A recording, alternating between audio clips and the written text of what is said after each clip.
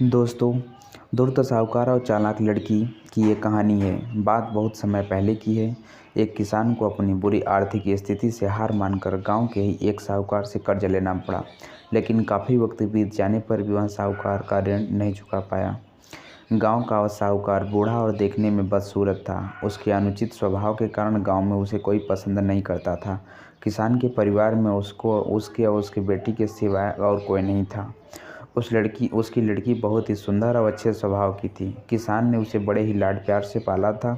वह अपने पिता के साथ खेतों में काम करती, पर एक दिन उस बूढ़े साहूकार की नज़र उसकी खूबसूरत लड़की पर पड़ी और उस पर वह मोहित हो गया। वह मन ही मन उससे विवाह करने की सोचने लगा, लेकिन उसे पता था कि किसान अपनी लड़की का विवाह उससे कभी नहीं करेगा, और उसे यह भी मालूम था कि किसान इस समय ऐसी स्थिति में नहीं है कि उसका कर्ज चुकता कर सके। इन सारी बातों को मन में रखकर स्वयं ही एक दिन किसान के खेत की ओर जाने वाले रास्ते पर पहुंचा। रास्ता छोटे छोटे कंकड़ पत्थरों और रोड़ियों से भरा पड़ा था। किसान और उसकी बेटी वहीं पर थी। उसने किसान से कर्ज के विषय में बात करते हुए उसके सामने एक शर्त रखी कि शर्त यह थी कि अगर उसने अपनी लड़की का विवाह उससे कर दिया तो वह उसके सारे ऋण माफ़ कर देगा, वो भी ब्याज सहित। साहूकार की इस अजीबोगरीब शर्त से किसान और उसकी बेटी भयभीत हो गए। उस धूर्त साहूकार ने आगे सुझाव देते हुए दोनों से कहा कि चिंता करने की कोई बात नहीं है। इस शर्त का फैसला ना मैं करूँगा ना आप करेंगे। इसे आप भाग्य पर छोड़ दें। इतना कहते हुए उसने अपनी जेब से एक खाली पैसे की पोटली निकाली और उसे दिखाते हुए कहा कि ये काले रंग और सफ़ेद रंग का कंकड़ इसमें मैं रखूँगा। उसके बाद तुम्हारी लड़की को बिना देखे इस पोटली से कंकड़ निकालना होगा, और शर्त यह रहेगी कि अगर उसने काले रंग के कंकड़ को निकाला तो उससे विवाह करना होगा और तुम्हारे कर्ज भी माफ़ कर दिए जाएंगे। अगर तुम्हारी लड़की ने सफ़ेद रंग के कंकड़ को निकाला तो मुझसे विवाह नहीं करना होगा, कर्ज माफ़ नहीं किए जाएंगे। लेकिन अगर इस कंकड़ से निकालने से मना किया तो तुम्हें जेल की सलाखों के पीछे पड़ना जाना होगा।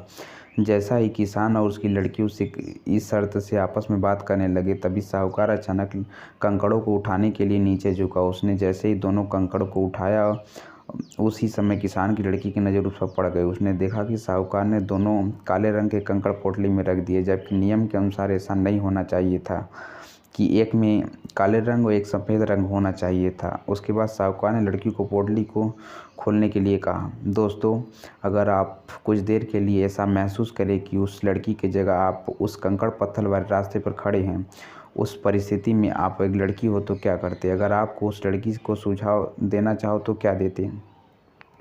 पहली बात यह हो सकती है कि लड़की को कंकड़ निकालने से बिल्कुल मना कर देना चाहिए।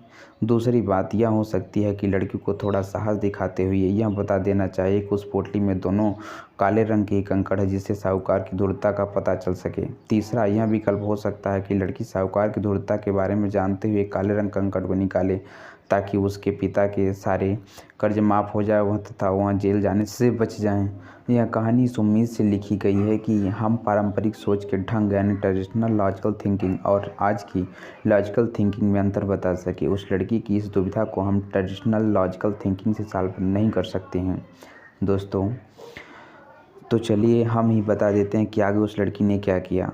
किसान की लड़की ने साहूकार के कहे के अनुसार पोटली से एक कंकड़ निकाला। उसे बिना देखे जानबूझकर कंकड़ पत्थर वाले से भरे रास्ते में उसे बिखेर दिया, जिससे जल्द ही काले रंग का कंकड़ अन्य कंकड़ों से मिल गया।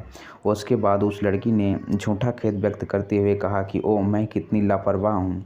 साहूकार इस बात से लड़की पर थोड़ा क्रोधित हुआ, लेकिन उस लड़की ने मामला संभालते हुए कहा कि चिंता न करें, अगर आप पोटली खोलकर देखें कि उसमें कौन से रंग का कंकड़ बचा हुआ है तो यह साफ हो जाए कि मैंने कौन सा कंकड़ निकाला था, काला या सफ़ेद। हालांकि यह तो निश्चित था कि बचा हुआ कंकड़ काले रंग का ही होगा, क्योंकि जैसा कि आप जानते हैं कि साहूकार ने पोटली में दोनों ही कंकड़ काले ही रखे थे। तो इस प्रकार यह सिद्ध हो गया कि लड़की ने सफ़ेद कंकड़ निकाला। अब साहूकार चाह कर भी अपनी बेईमानी और धूर्तता को प्रकट नहीं कर सकता था। इस तरह उस लड़की ने बड़ी चालाकी से अपने विरुद्ध खड़ी परिस्थिति को अपने पक्ष में कर लिया। दोस्तों, इस कहानी से हम आपको यह बताना चाहते थे कि समस्या चाहे कितनी भी जटिल क्यों ना हो, हम उसके बारे में सोचने और उसे सुलझाने के तरीकों को बदल कर उसका समाधान आसानी से निकाल सकते हैं। दोस्तों, ये कहानी